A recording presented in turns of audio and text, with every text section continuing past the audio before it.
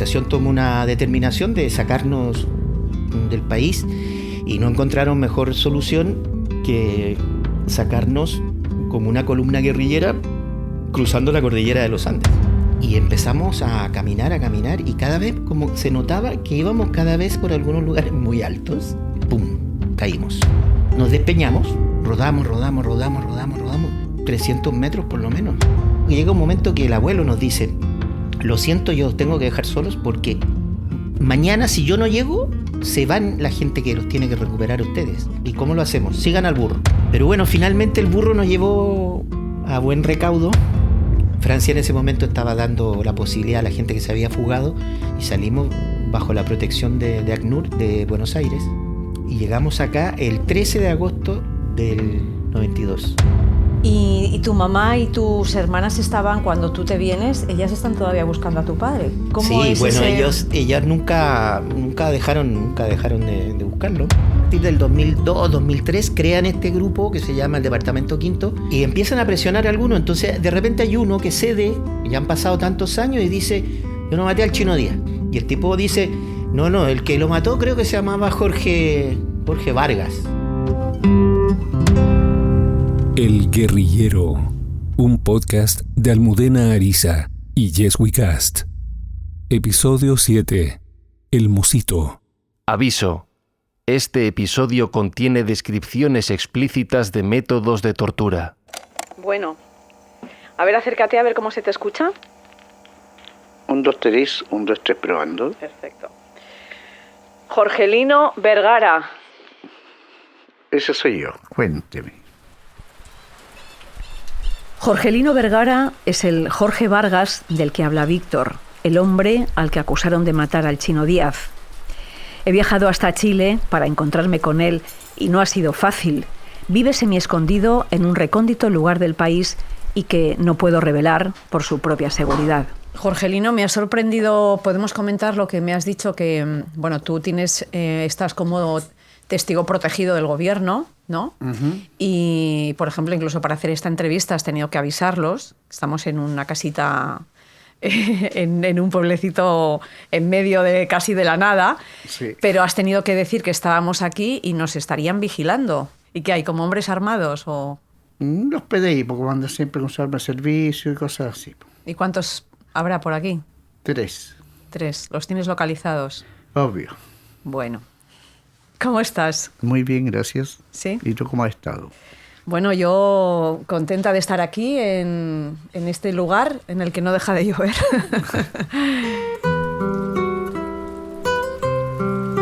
Jorgelino era el pequeño de 12 hermanos, criado en el campo, en el sur de Chile, en el seno de una familia muy humilde. Perdió a su madre con 4 años y a su padre con 11. Vivió y sufrió la pobreza, los malos tratos y la falta de cariño.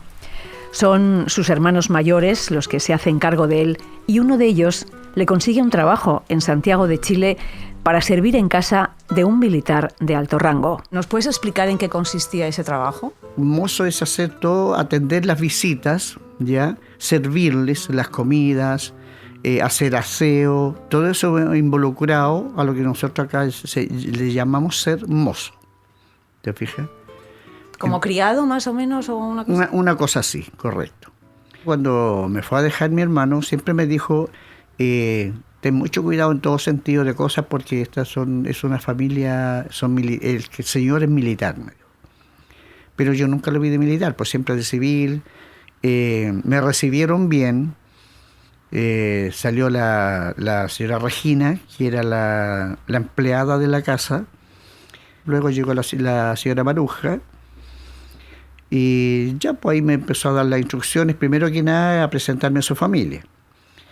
Mi esposo me dijo, yo le digo el Mamo, se llama Manuel y yo le digo el Mamo. El Mamo Contreras, el general Juan Manuel Guillermo Contreras Sepúlveda. Víctor ya nos habló de él al contar la desaparición de su padre.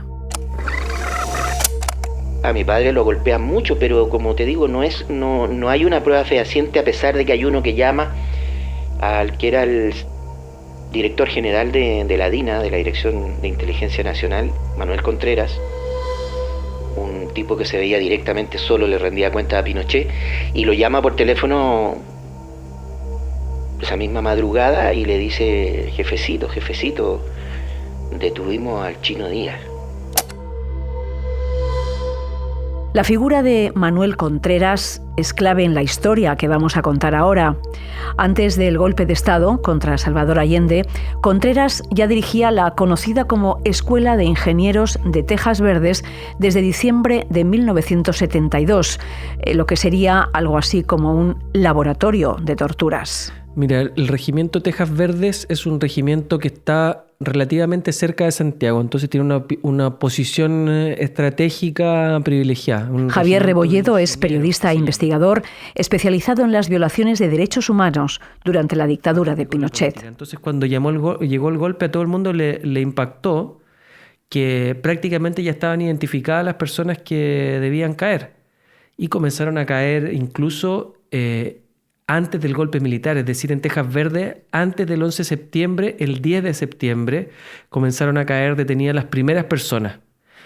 Los torturan en el subterráneo del casino de oficiales, y quienes los torturan son oficiales, suboficiales y jóvenes militares que están aprendiendo por primera vez en su vida el arte de la tortura. Según los testimonios de los propios detenidos de Tejas Verdes, que son los primeros testimonios que yo leí de gente víctima de tortura, sobrevivientes, tenían la impresión de que ellos eran conejillos de India, porque los torturaban primero de una manera brutal, se daban cuenta cómo se morían compañeros, mujeres, hombres, y por otro lado muchas veces las torturas no tenían que ver con preguntas, además de ser cuestiones tremendamente rebuscadas, digamos, estoy diciendo, no sé, que le pudieran echar sal en los ojos, cortarles pedazos de dedo, sacarle la piel de la planta de los pies, meterle, por ejemplo, corriente por la vagina a las mujeres, en el caso de los hombres, violaciones carnales a hombres y mujeres. También todo tipo de cuestiones que se estaban ahí como experimentando, y esa es la sensación, además de la humillación, digamos, y dolor, esa es la sensación que tenían los detenidos de Tejas Verdes. Es decir, Tejas Verdes fue como el germen de la DINA. Os recuerdo, la policía secreta de la dictadura, algo así como la Gestapo de Pinochet. Su jefe, durante años, fue el Mamo Contreras, quien ideó todo un sistema de torturas y exterminio para eliminar a quienes llamaba radicales marxistas. Los enviaba al cuartel Simón Bolívar, situado en un barrio residencial de Santiago de Chile. Ahí me he citado con el periodista Javier Rebolledo para que me cuente más sobre lo que ocurrió en ese lugar. Bueno, Javier, pues cuéntanos dónde estamos ahora. Estamos en el Simón Bolívar 8800, en la comuna de La Reina, que es donde funcionó hace ya bastantes años el cuartel de la DINA Simón Bolívar, o le llamaban cuartel Simón Bolívar o el cuartel de la Brigada Lautaro también. Se dijo que era como el Auschwitz de Pinochet, ¿no? Algo así se le ha llamado. Claro, porque es el cuartel Simón Bolívar es el único lugar al cual la justicia ha podido llegar, digamos, de manera concreta para determinar que fue un centro de tortura, sí también, pero sobre todo exterminio. Es decir, que la norma indicaba que el que entraba a este cuartel no salía vivo. Hemos dejado a Jorgelino trabajando en la casa del Mamo Contreras, el amigo y mano derecha de Pinochet.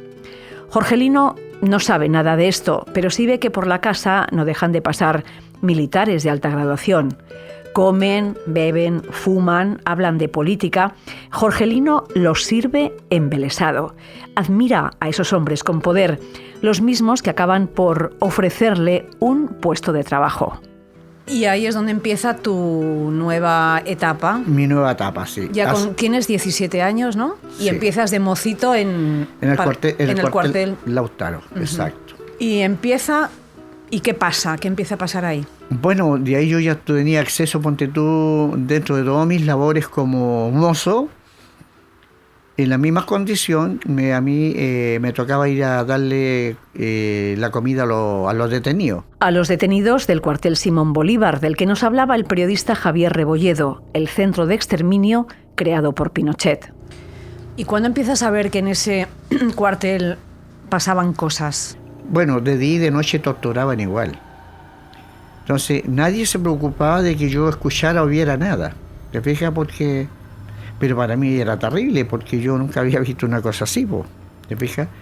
Que de repente estaban, ponte tú, parrillando a un detenido, poniéndole la corriente con la famosa Gigi que le llamaban, apaleándolos, amarrados a una silla o a un catre. Normalmente cuando le aplicaban corriente lo hacían en una litera, a fierro pelado que se llama, sin colchoneta, sin nada. Entonces lo amarraban de pie y mano, desnudo, y lo empezaban a aplicar corriente, y ahí las preguntas tras preguntas. ¿Y eso es la Gigi? La Gigi, esa era la Gigi. Que ese método era de estos teléfonos antiguos que se giraban, ¿no es cierto?, para comunicarse, y a ese motorcito ese producía electricidad. Entonces le amarraban dos cables, uno de cada extremo, y en cada extremo de cada cable una llave de estas común y corriente de puertas. Y ahí, ponte tú, a estos detenidos le aplicaban corriente, por ponerte un ejemplo, que era lo más terrible, una debajo de la lengua y otra, ponte tú, en el pene, entre medio del prepucio. ¿Te fijas? A las mujeres, ponte tú, en los senos, también en la vagina, debajo de la lengua. Entonces era una cosa terrible. He leído que habías contado que había como una rutina cada día, ¿no? Era comida, tortura, desayuno, sí. Tortura, almuerzo, tortura. ¿Cómo era la agenda de cada día, digamos, las actividades? Claro, ponte tú, si empezaban, no sé, pues llegaban detenidos, porque a la vez iban despachando, ¿ya? Iban muriendo algunos, se iban a tirar, y iban llegando otros. Entonces ya estos que llegaban, ponte tú, empezaban a torturarlos, y ya, por decirte, no sé, pues a la hora del 12 ya le daban su comida, todo, y encerraron en el calabozo, y ya una hora después los volvían a torturar, hasta que había una enfermera, que era la teniente Calderón. Ella los supervisaba si estaban en condiciones de que los siguieran torturando o no. No somos muy dados a pensar que pueda haber mujeres también participando en torturas. No sé por qué tenemos la idea de cuando pensamos en un torturador pensamos en hombres, ¿no? Claro. Pero mujeres ha habido, y ha habido varias que han pasado por el cuartel Simón Bolívar, ¿no? Jorgelino me decía que las mujeres eran, digamos, que eran terriblemente duras en la tortura. Y que si bien no eran las que estaban poniendo la electricidad, porque los expertos eran otros, ellas andaban con luma y eran las encargadas de escuchar de cerca qué es lo que decían los detenidos, anotarlo y después pasarlo a máquina. Y dentro de esa escucha que hacían, usaban lumas, palos, y los golpeaban también para que completaran las respuestas. Sí, dices que creo que en alguna parte de tu libro como que se peleaban para ver quién podía estar de las mujeres, ¿no? ¿Quién era más malo? La más mala, claro. Estaban invertidos los roles. Como existía este proceso de deshumanización del adversario, es decir, si tú eres comunista, yo te veo y no eres ser humano, porque no crees en Dios, no crees en el individuo, en el esfuerzo, entonces tú debes ser un animal o una... Entonces no tengo por qué me libero de la responsabilidad de sentir empatía contigo como ser humano. Entonces ahí la libertad para la maldad o la crueldad es infinita. A mí me da la impresión de que siempre andaban jalando coca. ¿Y estaban borrachos también o bebían? No. Solo coca. Yo creo que era pura cocaína. Mataban prisioneros, pero los sacaban del calabozo. Y la verdad es que eran muy salvajes porque los apuñalaban, ponte tú, con corvo, y los mataban. O sea, ni siquiera había interrogatorio, directamente los cogían así. Claro, es que esos ya habían sido interrogados. Ellos sabían que ya no los podían estrujar más, ¿te fijas? Entonces los mataban. A veces con las vísceras afuera, no sé, era terrible. El cuartel Simón Bolívar no era solo el lugar en el que se aplicaban las peores torturas, según cuenta Jorge Lino. Era un centro de investigación y desarrollo de nuevas técnicas. Él nos habla, por ejemplo, de Osvaldo Pinchetti, el conocido como Doctor Tormento. Había una oficina hecha así en pura madera, un material rápido, una salita así donde él tenía una camilla, tenía una vitrina con medicamentos. Y de ahí yo noté que él tenía una persona tendida en la camilla, vestida, pero a uno de los detenidos del cuartel, amarrado de pie y mano, con unas correas, con hebilla. Y me di cuenta que ese detenido le botaba espuma por la boca. Y vi que en el piso y había sangre en el piso. Y el detenido tenía en su mano izquierda una mariposa y una manguerita con sangre. Entonces después lo que yo escuchaba, el comentario pasillo, era que él le hacía creer que si no decía lo que él estaba preguntando, sí, lo iba a desangrarlos completo. Jorge Lino también menciona a Michael Townley, un estadounidense agente de la DINA y quien experimentaba con pistolas de descarga eléctrica y gasarín. Frente a él, en esta escena, 2 detenidos acusados de homosexualidad. Y Michael Townley se acerca con un tubito spray, se puso una mascarilla y todo en silencio y todo observando. Obviamente está el Mamo Contreras. Se acerca a Michael Townley. Él exhala, el detenido, parado ahí, y todo en silencio, y cuando inhala, un pinchazo así, pero chiquitito. Pero así en menos de 5 segundos, o sea, cayó de inmediato el detenido. Pegó 2-3 pataleos y en menos de 5 segundos estaba muerto. Y el que estaba al lado escuchó eso y se puso nervioso. Le hablaron, los tranquilizaron. Acto seguido, espera que se tranquilice, cuando inhala, la misma operación. Y cae al lado del otro.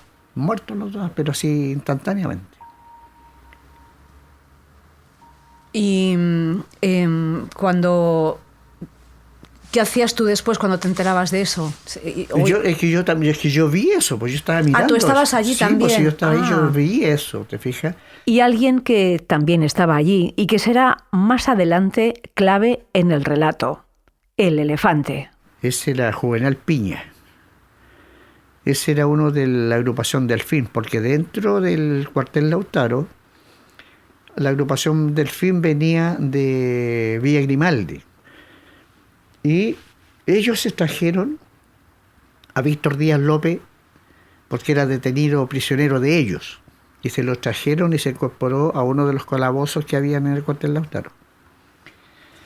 El tema es que el elefante se destacaba porque era muy sádico.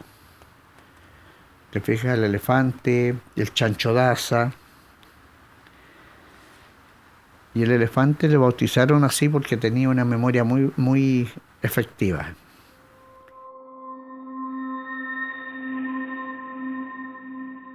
Todas estas torturas transcurrían en el cuartel Simón Bolívar, donde quien entraba vivo solo podía salir muerto.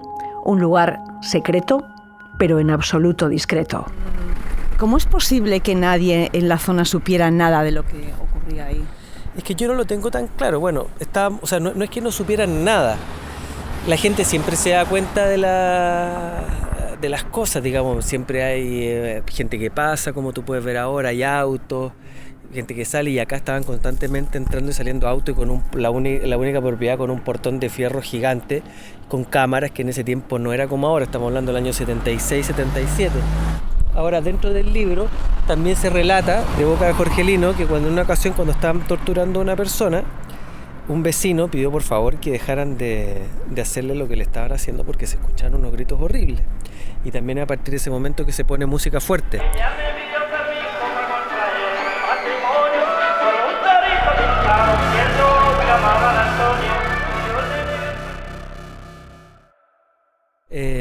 Si es que la gente sabía, evidentemente la gente sabía que algo malo estaba pasando acá. Pero si la gente se preguntaba más o profundizaba más respecto de eso, o si profundizó después incluso, a partir del año 90, yo te diría que no. Es evidente que no, porque todos los chilenos lo supimos a partir del año 2007, con el primer testimonio de Jorgelino Vergara.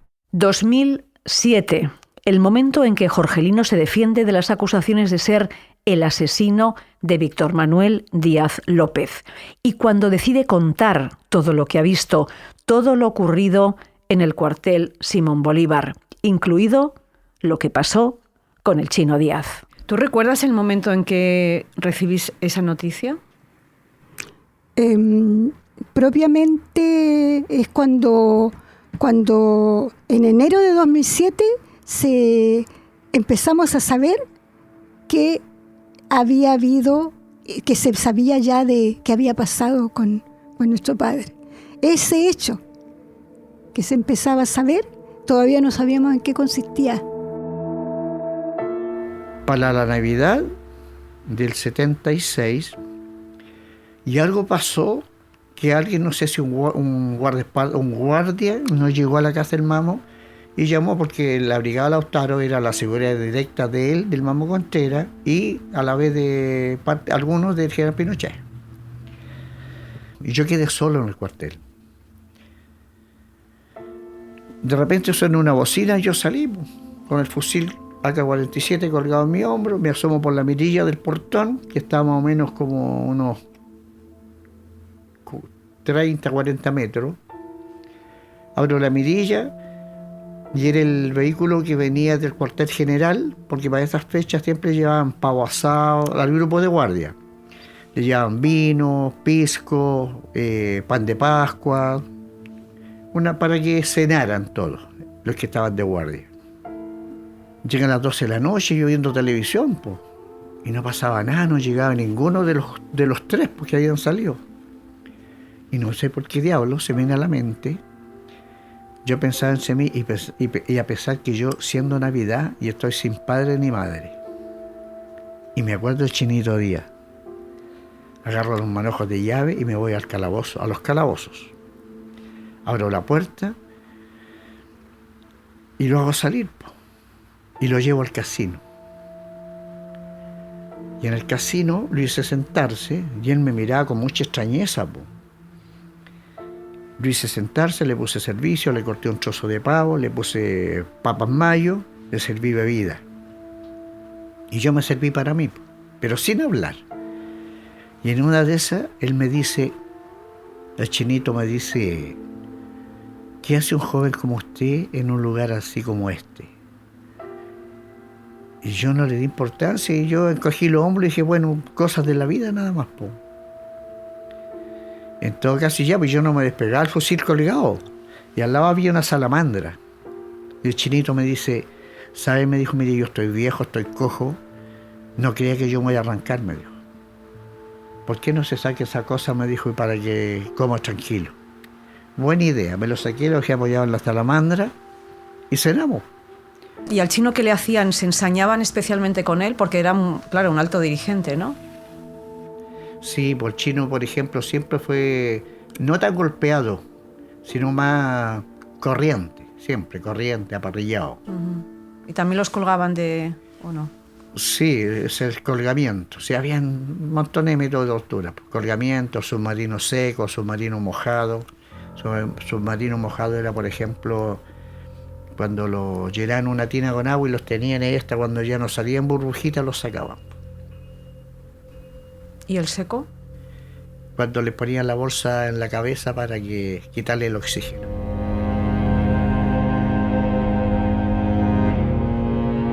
Porque a mi padre lo van manteniendo con vida, lo mantenían como una forma de canje, podía ser, porque justo el año 76, en diciembre, Pinochet, en un acto de publicidad, canjea al que era secretario general cuando lo detuvieron, a Luis Corbalán, lo canjea por un soviético, Bukowski, y hacen un canje de prisioneros en Suiza, en Zúrich, todo como de película, Y él esperaba que Bukowski saliera dándole las gracias a mi adorado Augusto Pinochet, que me ha sacado de los gulag. Y Bukowski dijo que se había tomado por culo Pinochet. Ni siquiera le agradeció. Entonces, eso es diciembre del 76. Él intenta después otro, como en enero con otro, que era un senador, Jorge Montes, que también, bueno, él ya lo tiene en una cárcel. Finalmente no lo resulta, producto de que el otro no agradece nada, y en ese momento mi padre, que era un gran trofeo, como que podían canjearlo para algo, ya dejó de servirles. Y coincide porque fecha de su asesinato. ¿Por qué dices que deja de servirles? Bueno, deja de servirles porque eso coincide que esto es enero del 77 y todos los que han declarado es que no tienen, solo saben que fue después de Navidad, puede ser la primera semana de enero, algunos dicen la primera semana de febrero, que lo asesinan, que llega la orden de un llamado por teléfono, un jefe que llama al otro y le dice, oye, hay que dar de baja al Chino Díaz, y proceden. En lo único que a mí me dijeron cuando murió Chinito Víctor Díaz, que habían 2 infantes marinas en el calabozo y eliminándolo. Yo no tenía idea. Mandan al elefante y el elefante le dio muerte final con una bolsa, el submarino seco, una bolsa plástica en la cabeza. Le quitó el oxígeno. Y posteriormente llega la Gladys Calderón, la enfermera, seguro le inyectó el pentotal, y de ahí vuelve, para terminar de empaquetarlo, el Chancho Daza con Escalona. Y de ahí me llaman y me se pone el hombro. Y me lo echan al hombro, empaquetado. Fue terrible porque avancé yo más o menos, ponte tú, como 30 metros. Pero fue una eternidad, porque yo aún sentía el calorcito de ese cuerpo aquí en mi hombro. Y yo sabía que era el Chinito Díaz. De ahí me hacen tirarlo al portamalete del auto, y yo ahí me voy para el pabellón de soltero, y me encerré en el baño, y obvio, me puse a llorar. Porque habían matado al Chinito Díaz, que se parecía a mi padre, que yo siempre le daba agüita sobre y había cenado en la Navidad con él y todo.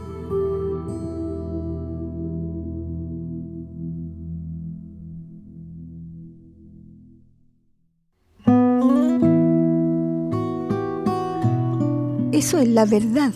¿Qué había pasado con él? Con la investigación que hace el juez Montiglio, él investiga, y gracias a su investigación es que en enero de 2007 nosotros empezamos a ser citadas y vamos durante un año completo a los tribunales de justicia. Un año completo. Y un año completo nosotros escuchábamos, por lo tanto, ¿cómo se dice? Al que hace el relato, ¿no? A la relatora o el relator. Un año entero escuchando cómo lo habían asesinado. Un año entero.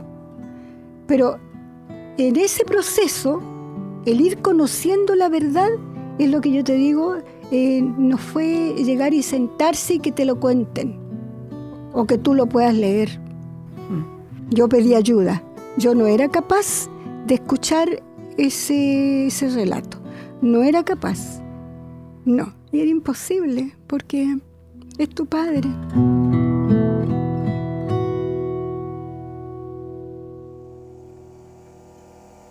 El Guerrillero, un podcast de Almudena Ariza y Yes We Cast. Investigación y narración, Almudena Ariza. Guión, Francisco Isusquiza. Diseño sonoro, Alberto Espinosa. Verificación de datos, Rodolfo Ibarra. Sintonía del podcast, David Burgos y Luciano Branca. Identidad gráfica, Rubén Galgo. Locuciones, Carlos Serrano.